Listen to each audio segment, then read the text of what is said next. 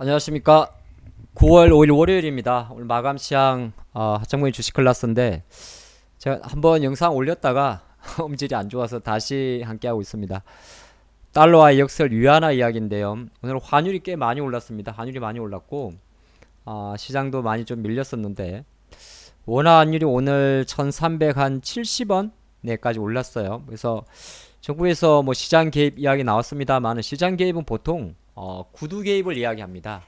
구두 개입을 해서 이제 뭐 외환 세력들이 그러니까 어떻게 보게 되면 우리가 가끔 뉴스를 통해 가지고 구두 개입 이야기 정부 개입 이야기 나오지 않습니까? 대부분은 구두 개입이에요. 말로. 하여튼 왜냐하면 환 시장 자체는 단순하게 달러 때문에 움직이는 것도 있습니다만 투기적 수요도 좀 많습니다. 왜냐면 환 자체가 워낙 변동성이 크기 때문에 여기에 이제 뭐 아시겠지만은 국내에서도 달러 선물을 매매하시는 분들이 있고 또 외환당도 마찬가지인데 오늘 우리나라 증시가 뭐 지수 기준으로 놓고 보면 지금 3일 연속 조금 기분 나쁘게 빠졌습니다. 특징은 지난 8월 초순 같은 경우는 이렇게 개벌 동반하면서 하락을 했었어요. 개벌 동반했단 말은 아침에 푹 빠지니까 이렇게 또 반등할 때도 좀 빨리 들어왔었는데 이번 장의 특징은 뭐냐면 잭슨홀 이후의 특징은 개벌 동반하지 않고 오히려 올랐다가 빠지고 올랐다 빠지고 올랐다 빠진다는 겁니다. 그렇게 되게 되면 실제적으로 그냥 갭을 통해 가지고 푹푹 빠질 때보다 오히려 종목이 이렇게 봤을 때 올랐다가 훅 때리니까 두 가지가 같이 들어요. 아침에 갭이 나오면 아침부터 팔 물량 팔아버리고 붙이는 물량이 있습니다. 이렇게 나오는데 약간 오르는 척 하다가 때려버리면 이제 가나 싶어서 붙어버린 물량까지 5장의 자동 로스컷이 되니까 애초 로스컷 물량하고 또 시장 빨 때 물량 같이 나오니까 보통 시장의 질적인 내용 쉽게 말해서 하락 퍼센테이지 자체는 그렇게 높지 않더라 하더라도 하락 퍼센테이지 우리가 보통 이제 지수 이야기 하는데요. 지수가 있죠. 그러니까 쉽게 말해서 조금 못 느낄 수가 있는데 8월 초순 같은 경우는 이렇게 개발하기 많이 나왔었어요. 하지만 지수가 이제 이렇게 올랐다가 빠졌을 때는 지수 등락률은 사실 크진 않아요. 근데 상대적으로 느끼는 상대적 체감도 되게 높아집니다. 그러니까 지난 8월 초순처럼 뭐 올랐다가 빠질 때하고 지금처럼 개벌 동반해서 이렇게 올랐다가 아침부터 빠진 거하고 이거는 시장이 느끼는 충격은 조금 큽니다. 그래서 그렇게 좀 장이 마감을 했는데 환율 이야기는 좀 많이 들어보실 것 같아요.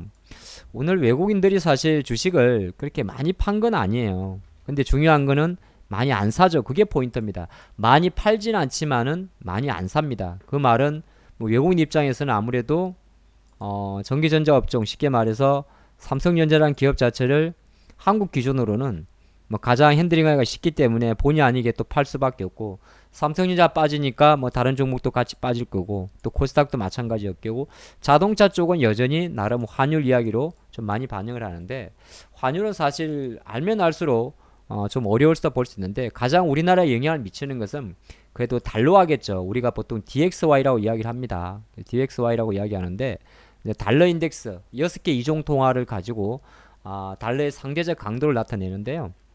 이 달러 인덱스가 지금 보면 약간 지금 110까지 갔죠. 장중 110까지 갔는데 요거 영향을 가장 많이 미치는 건 아시겠지만은 유로화예요. 이제 유로화가 이제 많이 급락을 했죠. 1대1 유로 페리티가 깨졌는데 유로화가 왜 많이 하락했느냐 많이 들어보셨겠지만은 지난 9월 3일 날 실제적으로 여러분들 뉴스를 통해서 많이 보셨겠지만은 지난 3일 날 그러니까 3일이면은 토요일이죠. 원래 토요일 날 러시아가 독일로 들어가는 천연가스를 공급하는 걸로 되어 있었어요. 3일 정도 중단이 됐었는데 하는 걸로 되어 있었는데 오히려 이제 다시 뭐 약간 가스관 누출이 있었다 여러 가지 이유 때문에 실제적으로 유럽 천연가스 선물의 가격이 추인데 뭐 영국도 마찬가지입니다만은 보통 우리가 TTF를 많이 봅니다. TTF가 다시 25% 정도 올라 버렸어요. 그래서 그 270유로로 55유로 정도가 올랐습니다. 그러니까 유럽 쪽이 아무래도 가스관이 막혀 버리니까 근데 이 변동성은 저도 최근에 분석해 드릴 때 지금 화면 좀 보이시죠? 거의 뭐 7월 달에 네. 한 100유로 정도 있다가 340유로까지 340% 올랐다가 최근에는 또 200유로 거의 초반까지 떨어졌다가 지금 또 오른 거 되게 큰 변동성입니다. 물론 저도 최근 영상에서 야 아무리 그래도 이게 다시 350달러 유로까지 가긴 어렵지 않겠느냐 그런 뉘앙스 들었었는데 어쨌든 엄청난 변동성을 좀 보여주고 있다 보니까 이제 유로발 이슈 자체가 다시 한번 좀 부담이 되는 거죠. 물론 이제 오늘 밤에 과연 나이맥스에서 미국의 천연가스 가격이 또 미국이 마침 오늘이 휴장이에요. 미국 쪽 천연가스 가격은 최근에 보게 되면 약간 크게 가지는 못한 상태에서 좀 정체되어 있어서 조금 빠진 상황이었는데 물론 이것보다는 사실 TTF를 많이 봅니다. 근데 이게 다시 360, 50유로 이상 안 올라가기를 바랄 수밖에 없는 거예요. 물론 저는 안 올릴 것 같다는 생각을 하고 있습니다. 일시적인 쇼크다 그리 보는 거고 중요한 것은 아까도 잠깐 말씀드렸습니다만은 가장 동아시장에서의 변동성은 엄청난 약세를 가져오는데요.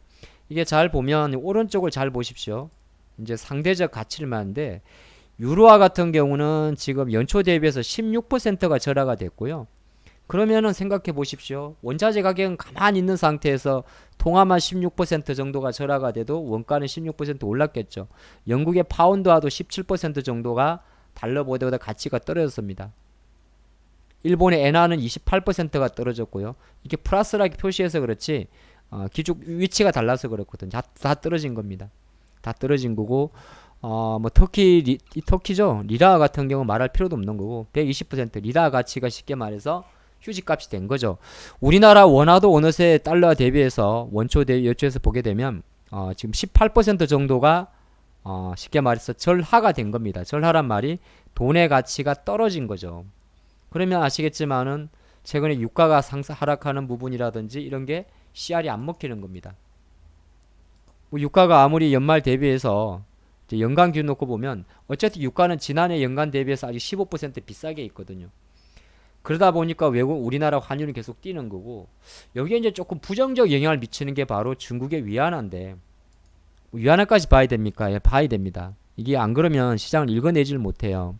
위안화는 보통 USD CNY라고 적히는데 위안화 같은 경우도 최근에 엄청 절하를 해가지고 7.6% 정도가 작년 대비해서 절하가 됐어요. 그러니까 위안화 가치가 달러에 대비해서 이제 연율이니까 약해진 거죠. 잠깐 이게 연율이 아니고 작년 동기 대비인가 보네요. 작년 동기 대비. 저 정확한 데이터는 모르겠는데 어쨌든 뭐 작년 9월 5일 대비든 간에 어쨌든 간에 위안화 가치도 최근에 상당히 절하가 되고 있습니다. 그럼 이제 많은 분들이 이야기를 하죠. 위안화 가치가 절하되게 되면 똑같습니다. 또 제2의 무역 분쟁이 생길 수 있지 않을까. 실례로 지난주 금요일날 미국 증시가 훅 빠졌던 게 두 가지 이슈가 있었어요. 미국의 첫 번째는 고용이 좀 잘 나왔습니다. 잘 나와가지고 미국 장이 초반에 좀 붙었었어요. 나스닥도 1% 이상. 왜? 고용이 잘 나오니까 갑자기 달러가 꺾여버렸었어요. 연준의 기축 속도를 완화시킬 수 있지 않을까. 그리고 채권 금리도 꺾였었는데 오히려 이제 장 마감할 무렵에 러시아가 천연가스 공급을 무기한 중단한다. 그 첫 번째 이슈. 그리고 또 하나가 이건 지난주부터 조금 화두가 됐건데 최근에 위안화 약속도 그런 걸 좀 대변하는데요. 오히려 이제 바이든이 사실 말했던 것 중에 하나가 IRA 법안도 있고 이게 보면 바이든 법안을 다시 한번 좀 보게 되면 뭐 이런 거는 기본적인 거고 뭐 예를 들어서 인프라 투자 관련해서 예? 뭐 철강도 그렇고 근데 가장 최근에 이제 감축된 게 표시된 게 인프레 감축 법안, 일명 IRA 법안 그리고 치포 동맹 뭐 중국 시설 투자 불가 이게 뭘 의미하겠습니까? 한편으로는 또 하나의 제2 무역 전 분쟁이 이루어지고 있는 과정인 거죠. 자, 이런 과정이 있는 상태에서 주말에 또 미국이 대만 쪽으로 1조 5천억 원, 우리 돈으로 1조 5천억 규모의 무기 수출을 할 수 있다고 하다 보니까 미국과 대만의 중국과 대만 이슈가 다시 미국과 중국 이슈로 첨예하게 대립하면서 미중 무역 분쟁 서막 2 그런 이야기. 그러면 똑같아요. 우리나라가 또 중간에 끼어가지고 제일 얻어맞는 게 반도체니까 다른 한편으로는 다른 것도 필요 없고 딴 것도 보는데 사실 하이닉스나 삼성이나 보면 답 나오는 거잖아요. 그래서 지금 이런 장이 언제까지 계속 이루어질지는 좀 지켜봐야겠는데 가장 중요한 하이닉스 차트입니다. 가장 중요한 거는 뭐냐면 뭐 앞으로 도대체 요거를 누가 잡아줄 수 있을까? 달러 강세가 그쵸? 이 달러가 일단 꺾여 우리나라 원화가 꺾이지 않겠어요? 이건 달러 인덱스인데 그럼 아까 다시 처음으로 가가지고 이걸 잡아줄 친구는 유로화예요. 그쵸? 유로화예요. 일본은 어차피 엔저를 갈 겁니다. 어쩔 수 없어 이놈들은. 이놈들에서 그렇습니다. 일본은 어차피 엔저를 계속 가는 거니까. 그쵸? 일본은 뭐 금리 올릴 수가 없으니까. 그럼 유로화란 말이야. 그럼 유로화가 어쨌든 간에 최근에 아까 장중한 때는 0.98까지 내려갔었어요. 그럼 유로화 같은 경우는 안정화되려 그러면 일단은 두 가지가 있는데 이번에 이제 주 중반에 22 통화정책회의가 하나 있죠. 제가 주간 일정을 공유를 안 해서 좀 빠졌을 수가 있는데 이번 주에 조금 우리나라 추석 시기 전 8일 날 일정이 좀 많아요. 좀 많은데 야, 여기 보면 어디 갔지? 안 적혀 있네. 요날 22 통화정책회의가 있어요. 유럽 중앙은행. 아, 여기 있네. 여기 있구나. 예, 여기 있어요. 지난달에 얘네들이 갑자기 몇 년 만에 기억이 안 나네. 0.5를 올렸었어요. 보통 우리가 50bp라 이야기를 하죠. 근데 지금은 75까지 이야기가 나와요. 안 갈 것 같긴 한데 어쨌든 이런 인식 이거는 약간 이제 유로화를 조금 잡아줄 수 있는 요인은 되게 돼. 근데 사실 이거는 미봉책이잖아요. 유럽은 금리 올리면 올릴수록 뭐 애들은 더 힘들어집니다. 그쵸? 안 그래도 지금 천연가스 가격 작년 대비해서 4배 뛰었단 말이에요. 근데 어쨌든 간에 금리는 좀 올린다고 했으니까 하긴 할 거예요. 근데 요거 조금 잡아줄 수 있고 그럼 문제는 뭐냐 하면 결정적으로 이겁니다. 다른 거 차치하고 여러분들이 환율 보는 것도 좋지만은 어쨌든 러시아 이슈를 다시 갑자기 폭등해 버렸던 이 TTF 즉 유럽 LME 시장에서 런던 상품거래소 천연가스 가격의 다시 하락 안정이에요. 이게 만약에 다시 또 300유로까지 올라가게 되면 우리 원화는 또 뛸 것이고 외국인들은 주식을 사기에 좀 부담스러울 것 같습니다. 제가 바로 하루 전 지난 금요일 날 외국인과 환율의 불편한 동거를 잠깐 영상을 말씀드린 적이 있는데 그 관점을 보시면 좋을 것 같아요. 그래서 우리나라 시장 지수를 놓고 뭐 여기서 줄 걸 필요는 없을 것 같아요. 그쵸? 어쨌든 투심 자체가 환율에 되게 민감하게 반응하고 있다. 이게 포인트가 될 것 같습니다. 그래서 일단은 달러와 역설이라고 제목을 했습니다만 역설의 어떤 가로의 위안화라고 한 것은 어쨌든 달러가 약해지면 약해질수록 강해지면 강해질수록 또 한편으로는 약해진 그러니까 약해진 원인이 천연가스 유로화를 하더라도 약해지게 되면 달러가 강해지게 되면 저도 헷갈리네. 달러가 강해진 이유가 유로화 약세를 하더라도 그쵸? 유로화 약세 그 이전에 천연가스 가격이 있더라도 달러가 강하면 채권금리 올라가는 거고 우리나라 위안화 약한 거고 또 중국도 의도적으로 위안화 약세할 것이고 중국이 의도적으로 위안화 약세를 하게 되면 또 미중 무역 분쟁 이슈가 좀 불거질 거고 그렇게 되면 우리나라 중심 IT가 얻어맞는 구조입니다.